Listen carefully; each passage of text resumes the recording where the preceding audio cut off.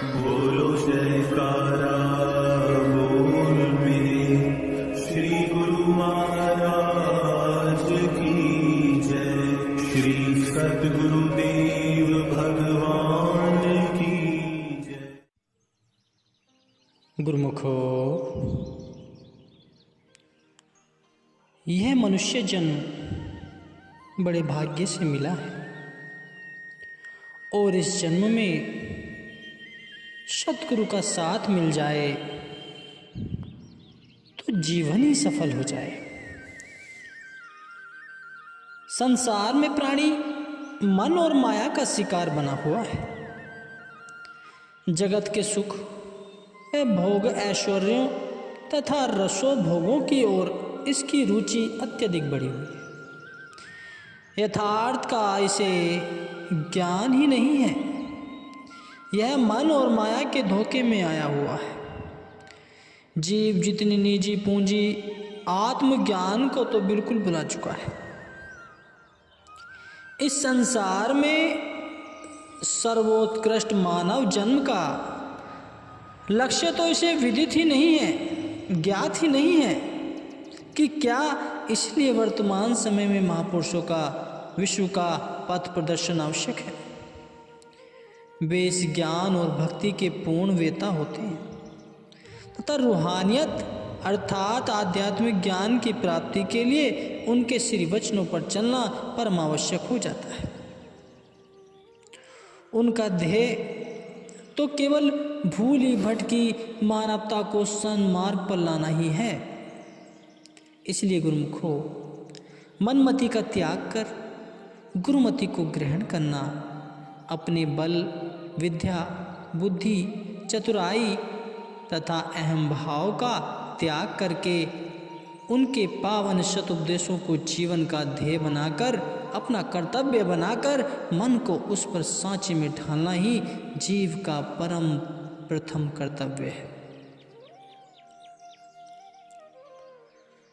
जैसे कि श्री कृष्ण जी ने, महाराज जी ने गीता में अर्जुन को उपदेश देते हुए कहा कि हे अर्जुन, अनन्य प्रेम से नित्य निरंतर श्रद्धा सहित मेरा ही स्मरण कर।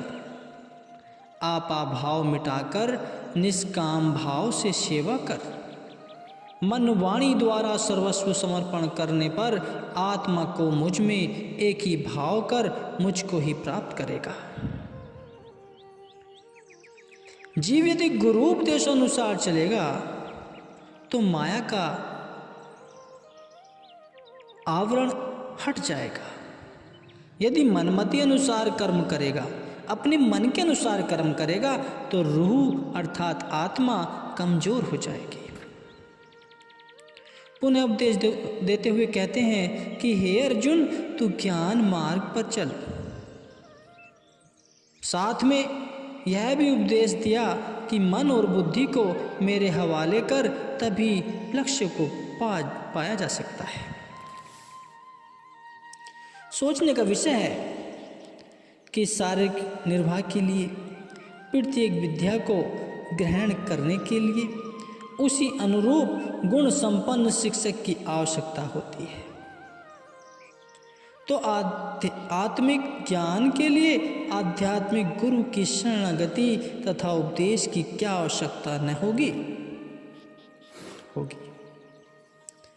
आदिकाल से बड़े बड़े महापुरुषों, अवतारों ने भी सद्गुरु से ही ज्ञान प्राप्त किया। श्री परमहंस अद्वैत मत के संस्थापक, कलयुग के भवबोध श्री परमहंस दयाल जी ने भी साक्षात पर ब्रह्म होते हुए गुरु दीक्षा की परंपरा का पालन किया। संत सहजोबाई ने भी अपनी वाणी में गुरु की आवश्यकता के विषय में इन सुंदर शब्दों में वर्णन किया। क्या हरि कृपा जो होई तो नाही होए तो नाही, पे गुरु कृपा दया बिनु सकल बुद्धि बही जाए। इसका अर्थ यह है गुरुमुखो, भगवान की कृपा यदि होती है तो अच्छा है, परंतु पूर्ण संत महापुरुष की चरण शरण तो प्राप्त होनी ही चाहिए। उनकी दया बिना जीव की बुद्धि चतुराई सब निरर्थक है, सब बेकार है। यही भक्ति, जिसे दूसरे शब्दों में आध्यात्मिक विद्या भी कहते हैं, बिना संत महापुरुषों की संगति के प्राप्त नहीं हो सकती। इसका दूसरा नाम है पराविद्या।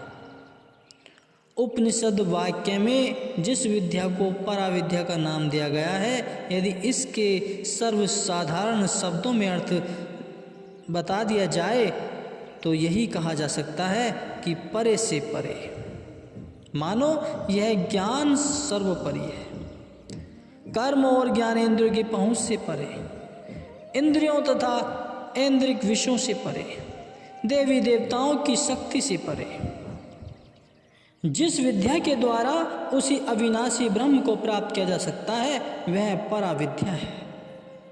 अविनाशी ब्रह्म अर्थात परम तत्व का गुप्त रहस्य तत्वदर्शी सतगुरु की कृपा से उपदिष्ट मार्ग पर चलकर ज्ञात होता है। जिस प्रकार विद्युत बिजली धारा का संबंध यदि हीटर प्रेस आदि से जोड़ा जाए तो वह प्रज्वलित होकर उष्णता प्रदान करती है। यदि पंखे या फ्रिज से जोड़ा जाए तो ठंडी हवा तथा ठंडक प्रदान करती है। इसी प्रकार यदि मन का संबंध माया से होगा तो काम, क्रोध, लोभ, मोह, अहंकार की विषय भरी ज्वाला में जलता हुआ जीव दुखी, अशांत तथा अधीर रहेगा। यदि संत महापुरुषों के पावन आनंदमय सत्पुरुषों पर चलेगा और सप्त उपदेशों पर चलेगा तो आनंदमय बन जाएगा, क्योंकि वास्तव में है जीव सत्य चित आनंद से भरा हुआ होता है और उस सच्चिदानंद का ही अंश है। श्री रामचरितमानस में लिखा है, ईश्वर अंश जीव अविनाशी, चेतन अमल सहज सुख राशि, सो माया बस भयो गोसाई, बांधियो कीर मरकट की नाई, जड़ चेतन ही ग्रंथि पर गई, जद्यपि मृषा छूटत कठिनाई।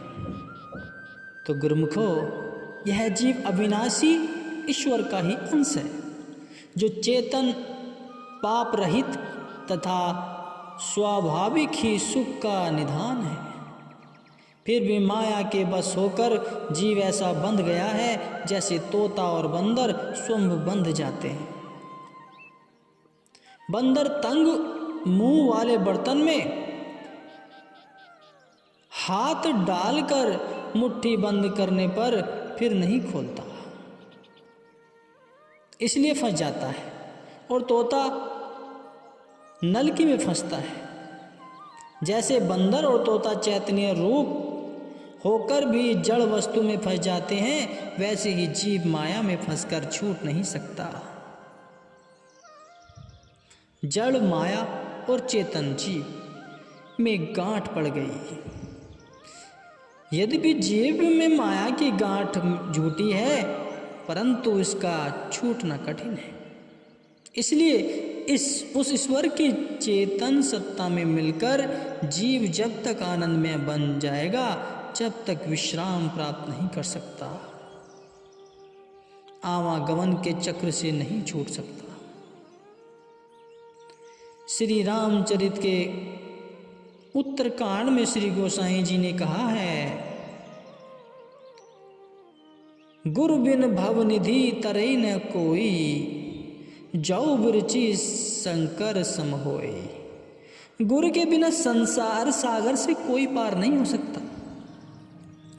चाहे कोई ब्रह्मा हो या शंकर के सामने ही क्यों न बन जाए, चाहे कोई ब्रह्मा या शंकर के समान ही क्यों न बन जाए। भाव यह है कि संसार में आकर जीव को आंतरिक शांति और शाश्वत सुख की प्राप्ति बिना सद्गुरु के नहीं हो सकती। अनेक योगी, ऋषि, मुनि और तपस्वी इस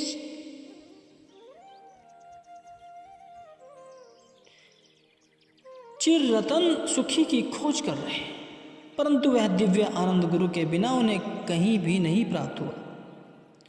हमारे धार्मिक ग्रंथ तथा संत महापुरुषों की वाणियाँ इसी तथ्य का प्रतिपादन करती हैं कि पूर्ण सद्गुरु की प्राप्ति के बिना आध्यात्मिक ज्ञान में पूर्णता नहीं हो सकती, क्योंकि संत महापुरुष ही इस ज्ञान में परंपरागत होते हैं। सद्गुरु उपदेश की महिमा का वर्णन करते हुए पार्वती जी सप्तऋषियों के प्रति कथन करती हैं कि तजौ न नारद कर उपदेशु, आप कही सत बार महेशु। नारद वचन न मैं परिहरऊ, बसहु भवन उजरऊ नहीं डर। गुरु के वचन प्रतीत न जेई, सपने सुगम न सुख निति तेहि। जब सातों ऋषियों ने पार्वती जी को तप का त्याग करने के लिए कहा तो पार्वती जी ने उत्तर दिया कि मैं नारद जी गुरु जी के उपदेश को न त्यागूंगी, चाहे मुझे शिव जी स्वयं 100 बार भी क्यों न कहें। मैं नारद जी अर्थात गुरुदेव के वचनों का उल्लंघन नहीं करूंगी, चाहे अब मेरा घर बसे अथवा उजड़े, इससे नहीं डरती, क्योंकि जिसे गुरु के वचनों पर विश्वास नहीं उसे स्वप्न में भी सुख और सिद्धि प्राप्त नहीं होती। सद्गुरु वचन ही वास्तव में शांति, खुशी और आनंद का स्रोत है। सद्गुरु के वचन ही जीवन की पूंजी है।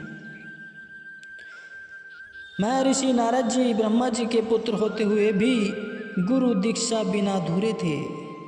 जब उन्होंने ब्रह्मा जी के कथनानुसार गुरु दीक्षा ली तो उन्हें आत्मज्ञान के रहस्य का ज्ञान हुआ।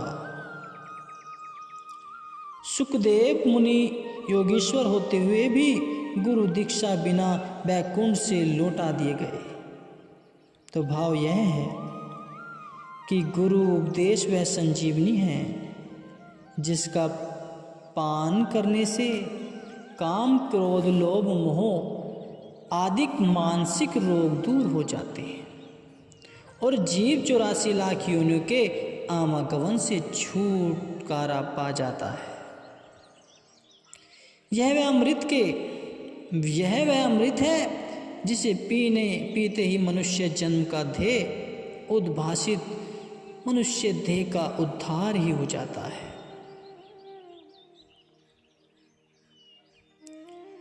गोस्वामी तुलसीदास जी ने वंदना प्रसंग में वर्णन किया कि कृपा सिंधु नर रूप हरि, बंदेव गुरु पद कंज। जासु वचन रवि कर निकर, महामोहतम पुंज। श्री सतगुरुदेव महाराज जी दया के सागर मनुष्य में साक्षात पार ब्रह्म है। उनके श्री चरण कमलों में मैं वंदना करता हूँ। उनके श्री वचन सूर्य की किरणों के समूह है। जिसने घना घोर मोह का अंधकार नष्ट जिससे घना घोर मोह का अंधकार नष्ट हो जाता है, अर्थात सद्गुरु के वचन तथा उपदेश जीव के सारे जीवन को बदल देते हैं। संत महापुरुष अपनी वाणियों द्वारा जीव के मन पर चोट कर आत्मज्ञान का लेप करते हैं। जैसे कि संत महापुरुषों के एक वचन ने डाकू को ऋषि वाल्मीकि बना दिया। तो गुरुमुखो, सतगुरु के बताए हुए मार्ग पर चलना सीखो। उनके चरण चरण की सेवा में लग जाओ, तभी जीवन का उद्धार हो सकता है। तभी इस मनुष्य जन्म का मेन लक्ष्य प्राप्त हो सकता है और तभी इस आत्मा को परमात्मा से मिलने का रास्ता प्राप्त हो सकता है। अपने इस जीवन के लक्ष्य को पहचानो। जीव माया के चक्कर में भटकता जा रहा है। माया कभी साथ नहीं जाएगी। जाएगा तो गुरु के बताए हुए अनमोल शब्द की महिमा साथ जाएंगे। भजन, सुमरन, अध्यात्म, सेवा की हुई आपके साथ चलेगी। इस माया के चक्कर में उस अहम पूंजी को मत भूलो। समय रहते हुए जिसने इसे समझ लिया उसका जीवन सफल हो जाता है गुरुमुखो। वह कभी भटकता नहीं है, उसके अंदर शांति, आनंद और हर्ष भरा हुआ होता है। उसे किसी बात की चिंता नहीं होती। वह इस मायावी संसार से परे हो जाता है, दूर हो जाता है। वह संसार के इस लक्ष्य को जान जाता है। तो गुरुमुखो, गुरु के बताए हुए मार्ग पर चलो, तभी इस 84 से छुटकारा मिल सकता है।